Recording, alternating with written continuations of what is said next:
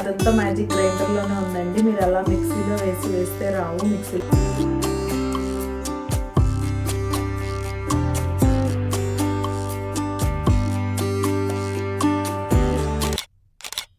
Hello అండి, నేను మీ Jyothi. Welcome back to my channel Ritkriti sweet home. ఎలా ఉన్నారు? మీ అందరూ బాగున్నారా? నేను చాలా బాగున్నాను. ఈరోజు మీరు నా Thursday morning to night routine blog అయితే చూసేస్తారు. ఇది ఒక యూజువల్ రొటీన్ బ్లాగ్. మార్నింగ్ నుంచి ఈవినింగ్ వరకు నేను ఏం చేస్తాను అనేది ఈ బ్లాగ్లో అయితే ఉంటుంది.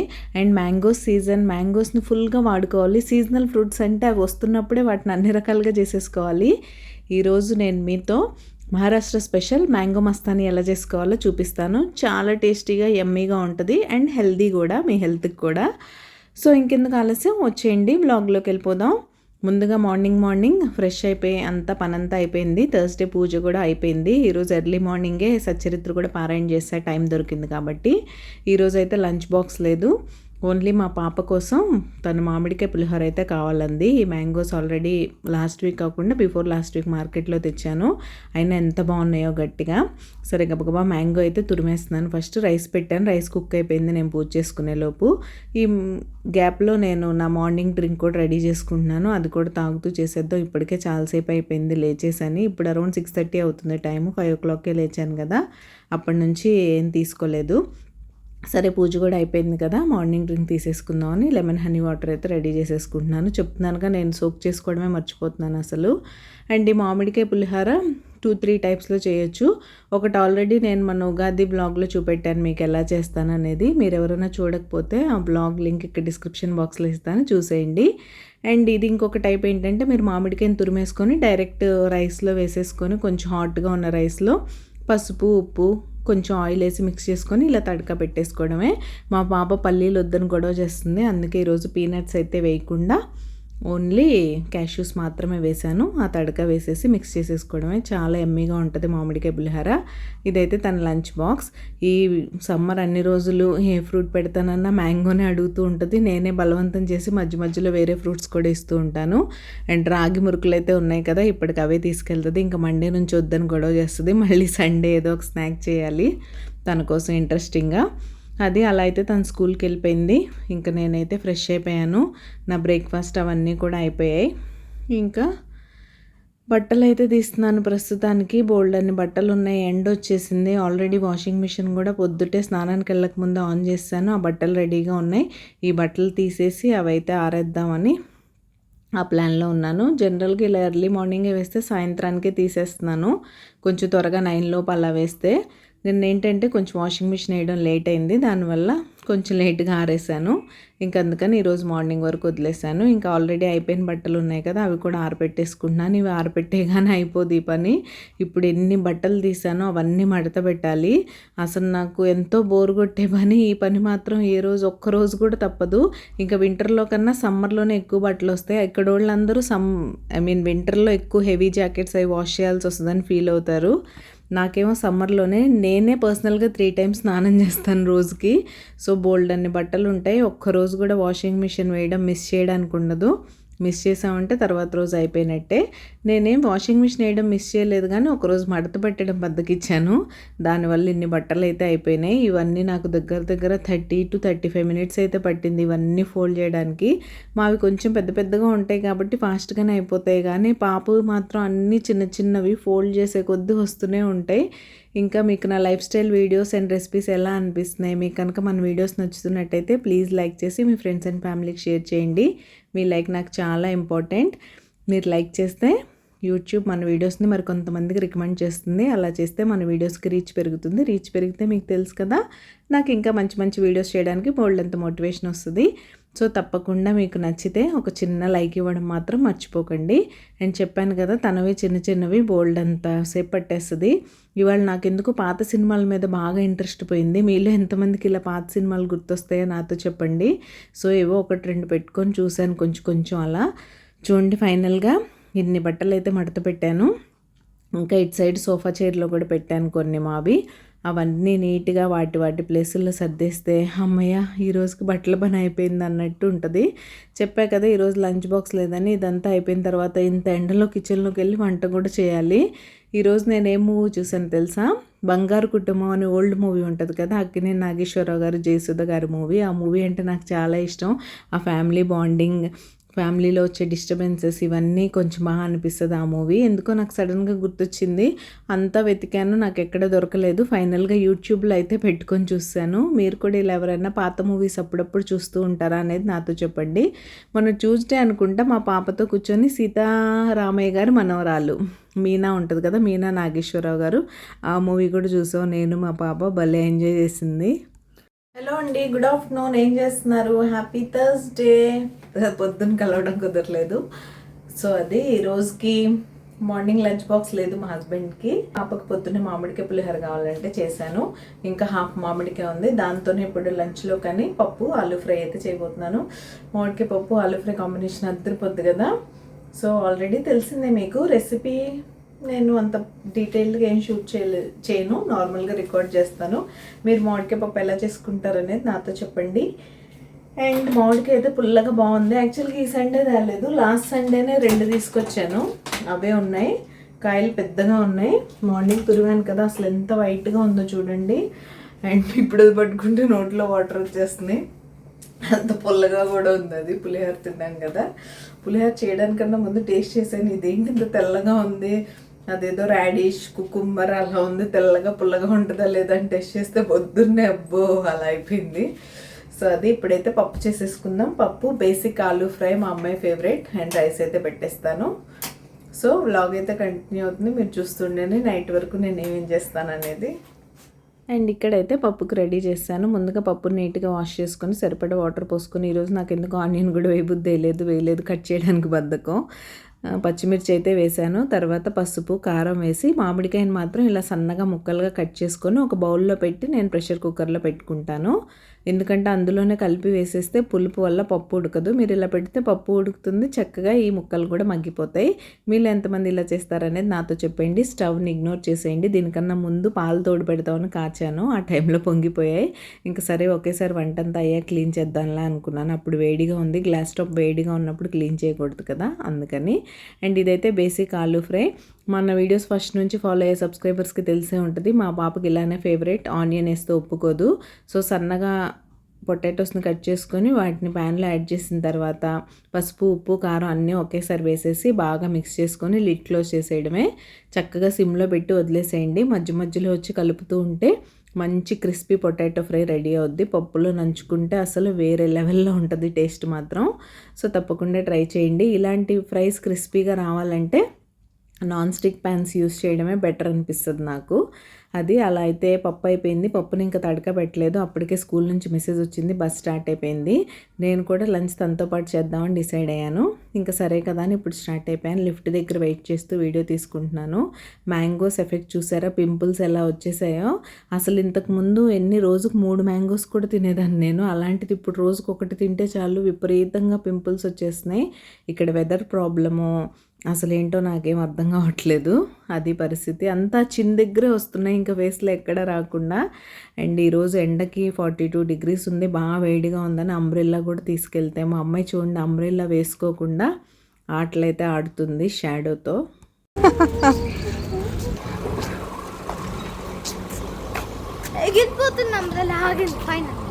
ఇంకా అవసరం లేదు అంబ్రెల్లా. ఇటువైపు వస్తే బిల్డింగ్ షేడ్ వచ్చేస్తుంది, నాకు కొంచెం దూరం ఎండ, అందుకే గుర్తుపెట్టుకొని అంబ్రెల్లా తెచ్చాను తల్లి నీకోసం. Happy okay.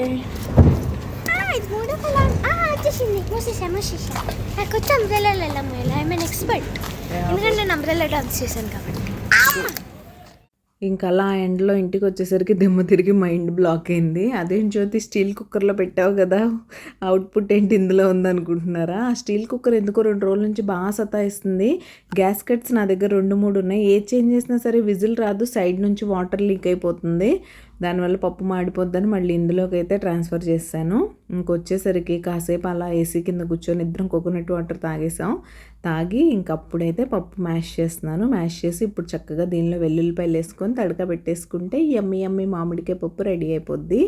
చక్కగా నెయ్యి వేసుకొని అమ్మమ్మని తినేస్తే పుల్లగా భలే ఉంది. ఇప్పుడు వాయిస్ ఓవర్ ఇస్తున్నా కూడా నోట్లో వాటర్ వస్తుంది, మామిడికాయ గోలేంటో కానీ.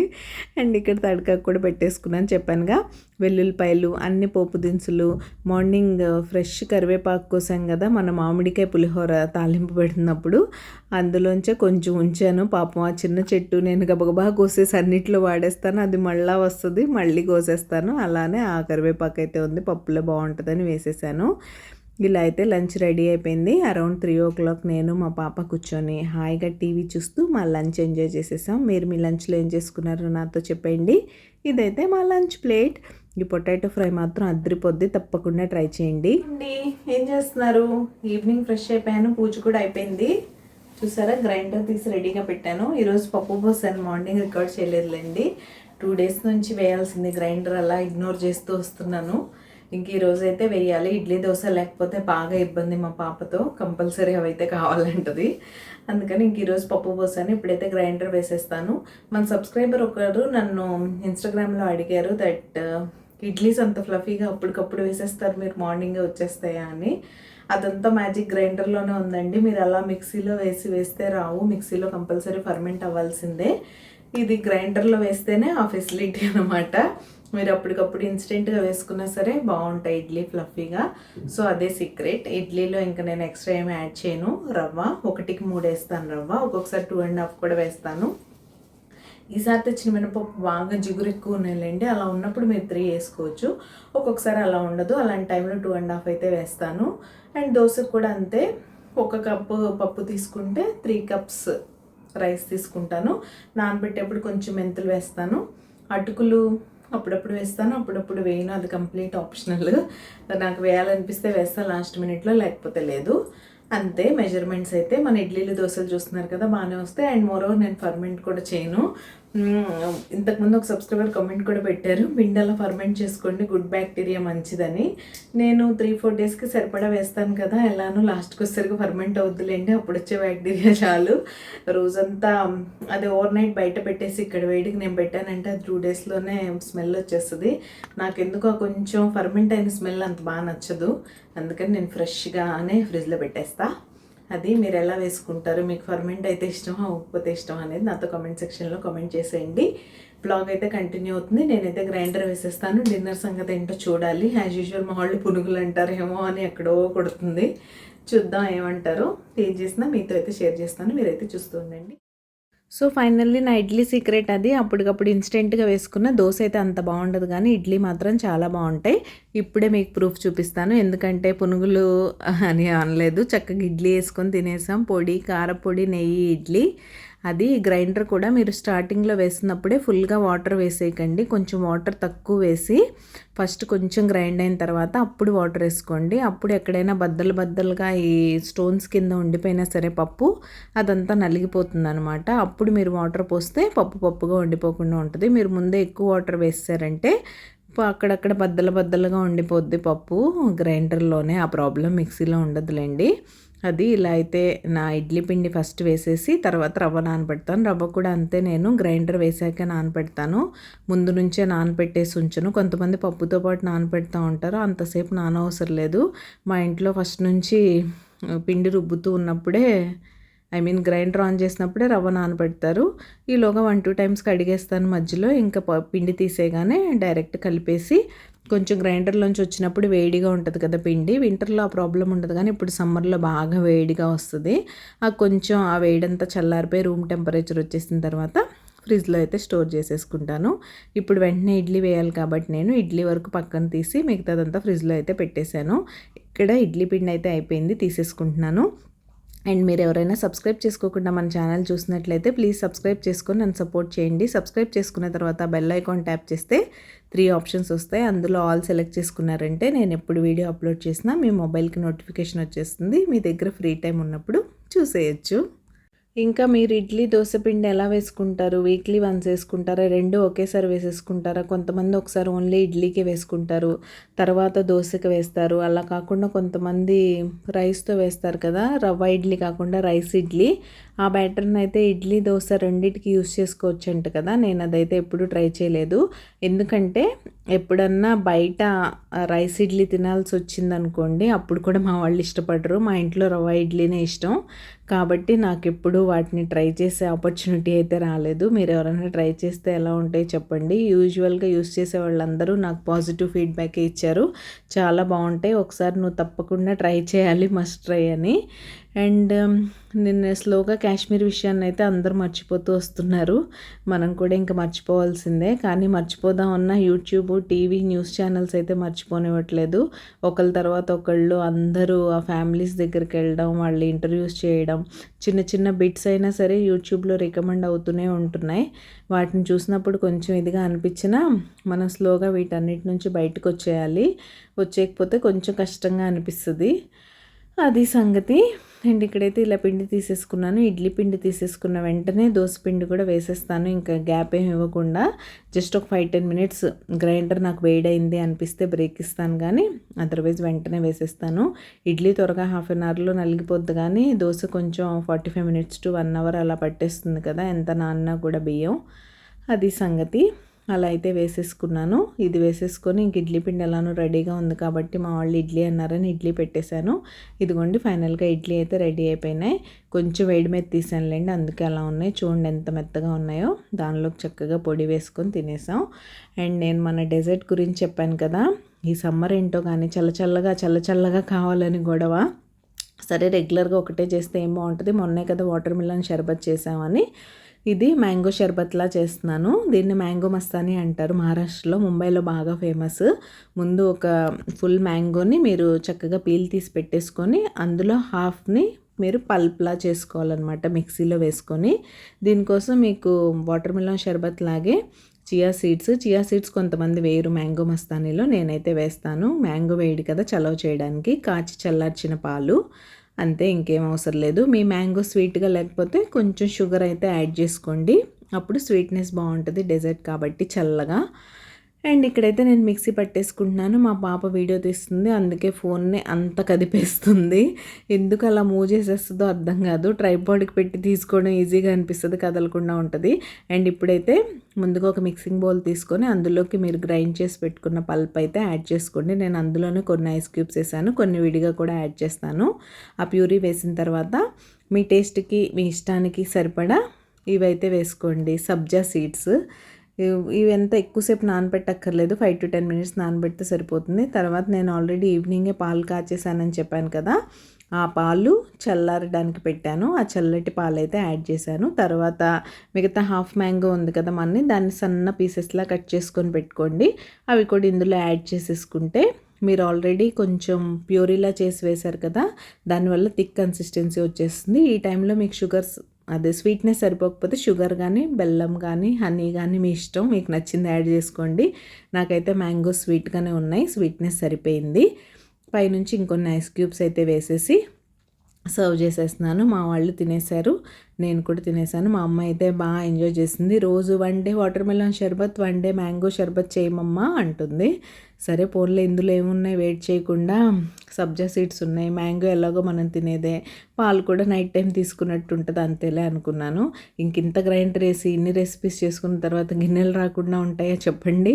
సగం గిన్నెలు మధ్య మధ్యలో పనిచేస్తూనే కడిగేశాను, లంచ్ బాక్స్లో అలాంటివి. ఇంకా ఫైనల్గా గ్రైండరు, ఇప్పుడు మ్యాంగో కోసం మిక్సీ జార్ యూస్ చేశాను కదా, అవి ఇంకా కొన్ని చిన్నవి ఉంటే అవన్నీ అయితే నీట్గా క్లీన్ చేసేసుకుంటున్నాను ఇక్కడ.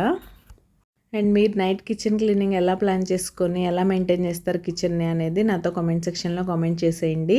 కొంతమంది నైట్ గిన్నెలు అలానే వదిలేసి మార్నింగ్ జస్ట్ వంట చేసే ముందు అన్నీ క్లీన్ చేసుకొని చేసేస్తారు. నాకు ఇలా అలవాటు లేదు అసలు. ఎప్పుడు నైట్ టైం గిన్నెలన్నీ అయిపోవాల్సిందే, సింక్ ఖాళీగా ఉండాల్సిందే. 99.9%, 1% అప్పుడప్పుడు నేను సిక్ అవ్వడం, హెల్త్ బాగాలేకపోవడం ఇలాంటి ఇష్యూస్ నాకు కూడా ఉంటాయి. అలాంటప్పుడు నేను కూడా అవాయిడ్ చేస్తూ ఉంటాను, మోస్ట్లీ ట్రై చేస్తాను. ఇదండి నా థర్స్డే అయితే ఇలా బిజీగా బోల్డ్ అన్ని పనులతో అయితే గడిచింది. మీరు మీ థర్స్డే ఏం చేశారనేది నాతో షేర్ చేసుకోవడం మర్చిపోకండి. ఈరోజు ఈ వీడియో అయితే ఇక్కడితో ఎండ్ చేసేస్తున్నాను. రేపు మరొక మంచి వీడియోతో మళ్ళీ మీ ముందుకైతే వచ్చేస్తాను. అంతవరకు keep smiling, take care, bye, see you tomorrow.